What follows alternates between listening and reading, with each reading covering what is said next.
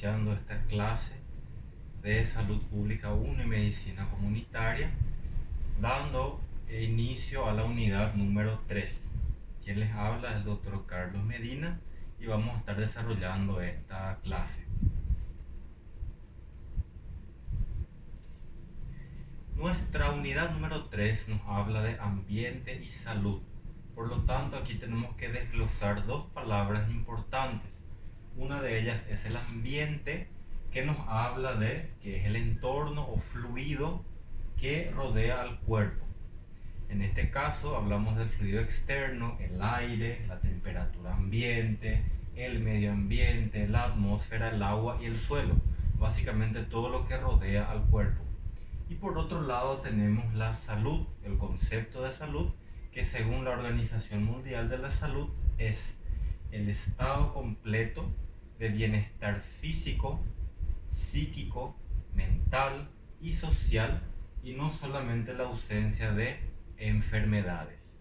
Es decir, una persona físicamente sana, pero que tenga algún trastorno mental, por ejemplo, no se puede considerar una persona 100% sana. Entonces, salud es el completo estado de bienestar físico, psíquico, mental y no solamente la ausencia de enfermedades.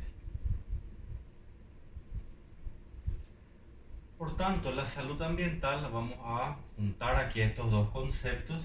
Salud ambiental está relacionado con todos los factores físicos, químicos, biológicos, externos de una persona. Vuelve a hablar de la parte externa, físicos y químicos. Al hablar de químicos ya podemos hablar del agua, del aire. Físicos podemos hablar de lo que nos rodea. Englobados factores ambientales que podrían inducir a la salud, y se basa en la prevención de las enfermedades y en la creación de ambientes propios para la salud. Existen varios ambientes en los cuales podemos tener promoción de salud y en los cuales no. Estos escenarios vemos cotidianamente en las calles, en nuestros barrios, inclusive en nuestras casas, en los cuales podemos tener ambientes más saludables y menos saludables.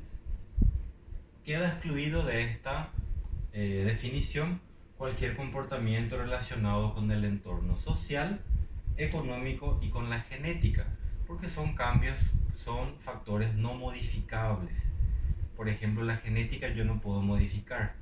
Si yo tengo en mi familia, por ejemplo, diabetes mellitus tipo 2 o tipo 1, yo puedo heredar eso, o algún tipo de cáncer, porque es genético.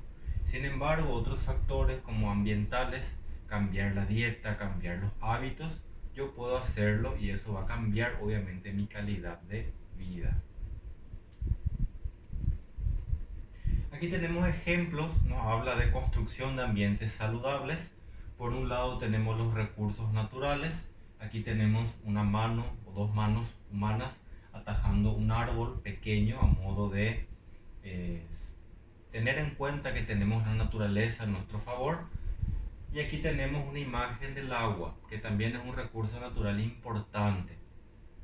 Utilización responsable de los recursos.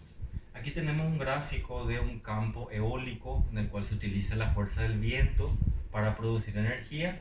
Y aquí tenemos la imagen de un planeta Tierra con el símbolo de del reciclaje, en el cual podemos tener en cuenta que estos recursos naturales deben ser renovables.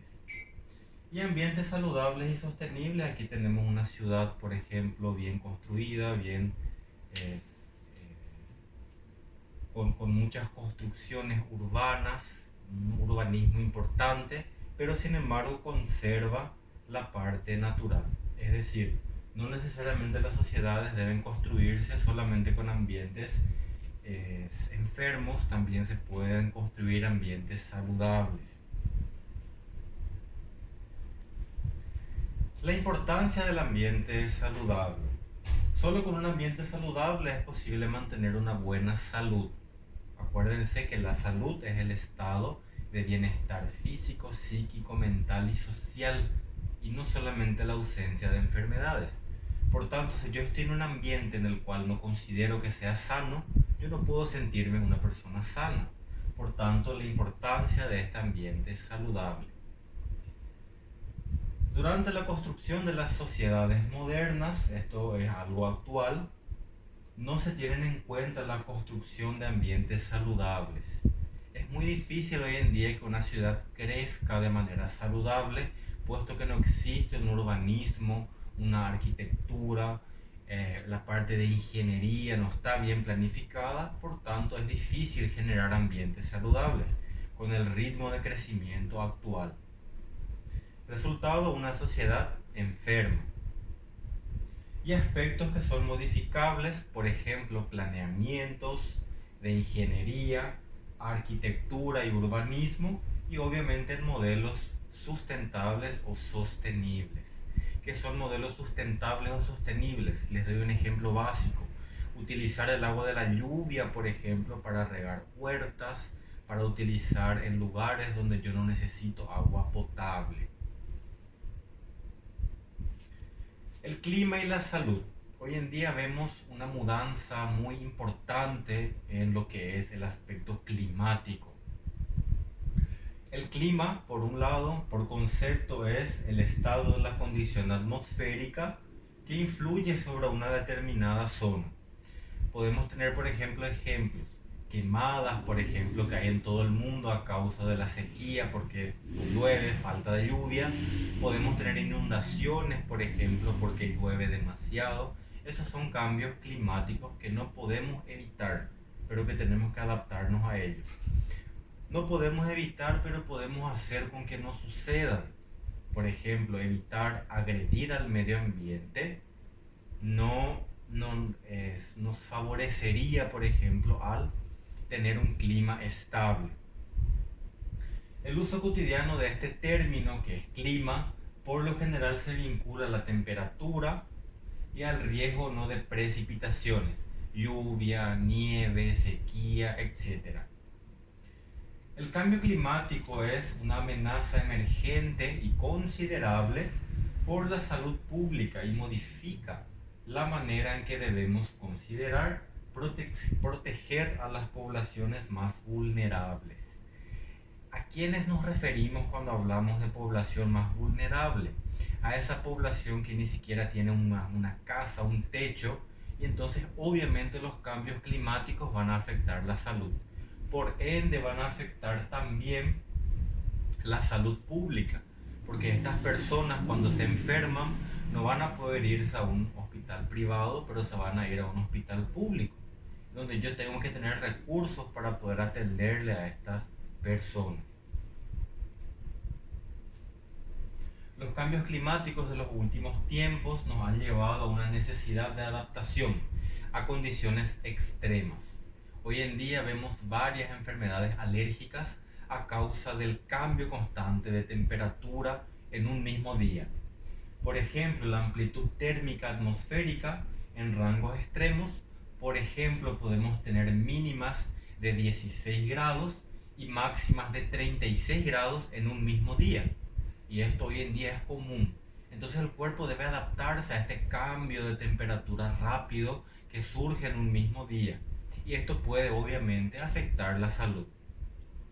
Ni todos los sistemas humanos logran adaptarse a tales cambios, y ahí es donde el clima puede afectar de manera negativa la salud de una población. El clima es uno de los aspectos no modificables. Yo no puedo evitar que llueva, por ejemplo. Es decir, se puede cambiar una dieta, un estilo de vida, pero no se puede cambiar el clima. Se puede evitar que el clima se modifique o se dañe, pero no podemos evitar los cambios climáticos. Debemos adaptarnos a ellos, o por lo menos tratar de evitar exponernos a ellos lo máximo que se pueda. Aquí vemos varias imágenes ilustrativas de lo que es un cambio climático. Vemos aquí un planeta Tierra que por un lado tenemos incendios y por otro lado tenemos inundaciones. Aquí vemos un oso polar en el cual tiene poco hielo ya donde vivir, porque los glaciares se van derritiendo por el calentamiento global. La energía nuclear indiscriminada que se utiliza sin necesidad es tan imperativa. Incendios forestales. Aquí vemos tormentas tropicales, incendios, deforestación, quemadas, secas, sequías. Esto afecta a los seres humanos. Y aquí vemos los glaciares derritiéndose, por ejemplo. Y la última imagen, a modo ilustrativo, vemos un árbol que tiene que soportar sequía y inundación. Obviamente hasta la naturaleza se resiente con los cambios climáticos. La ecología humana, que va de la mano también con lo que vamos viendo. Aquí vemos otro concepto. La ecología humana es un estudio interdisciplinario. ¿Por qué interdisciplinario? Porque estudia por un lado la ecología y por otro lado estudia obviamente los sistemas humanos, cómo conviven, cómo conllevan, cómo interactúan la ecología con los sistemas humanos. Y transdisciplinario, de la relación entre los humanos y su entorno natural, social, en un ambiente constituido. El concepto ideal es construir una sociedad sustentable. Eso sería lo ideal de ecología humana, que el humano no afecte el medio natural en el que vive, sino que utilice los recursos naturales a su favor y no los destruya. Sin destruir los recursos naturales, sino que utilizarlos de manera racional a nuestro favor. Aquí vemos, por ejemplo, edificios en una ciudad, pero que se mantiene el área verde. Aquí vemos a modo ilustrativo un planeta donde hay edificios, pero también hay áreas verdes. Y aquí tenemos otra vez la mano del hombre sosteniendo la naturaleza. Es decir, la ecología humana depende básicamente del humano para que se pueda, obviamente, perdurar y mantener. Otro concepto de ecología humana es el estudio científico de las relaciones en el tiempo y espacio entre la especie humana, que también se le conoce como Homo sapiens, y otros componentes y procesos de ecosistemas, los cuales forman parte, como por ejemplo la fauna, los animales, la flora, las plantas, los recursos naturales, el agua, por ejemplo, el ambiente en sí que me rodea. Definitivamente, la interacción entre la especie humana y el ambiente causa cambios extremos en el clima de forma global y afecta al planeta y obviamente todos los seres vivos. Esto principalmente en las grandes ciudades, donde no se tiene ningún respeto hacia el medio ambiente.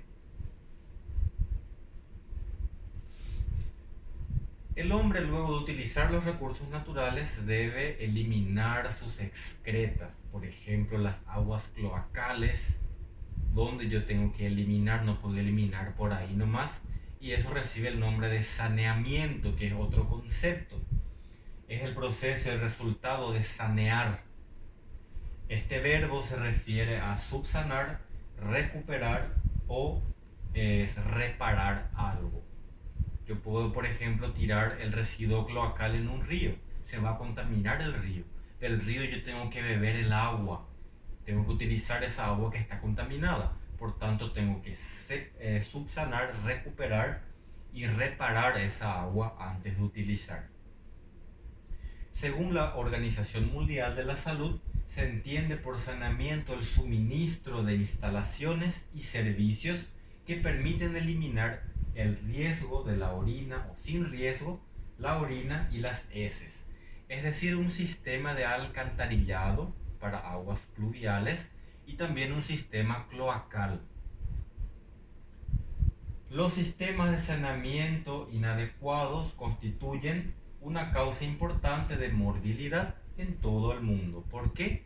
Por las contaminaciones que tenemos en el agua, el aire y el suelo a causa de una eliminación incorrecta de estos residuos humanos.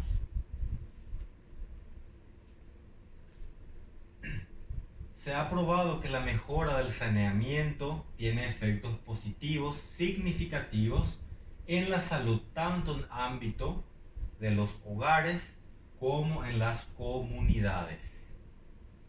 El término saneamiento también hace referencia al mantenimiento de las buenas condiciones de higiene gracias a servicios tales como recolección de basura, que es un sistema, obviamente un derecho y un impuesto que pagamos para que la recolección de basura se dé. Pagamos también impuestos de alcantarillado cloacal y también de servicio de agua potable. Eliminación de basuras, vacunación o evacuación, mejor dicho, de aguas residuales. Aquí tenemos un ejemplo.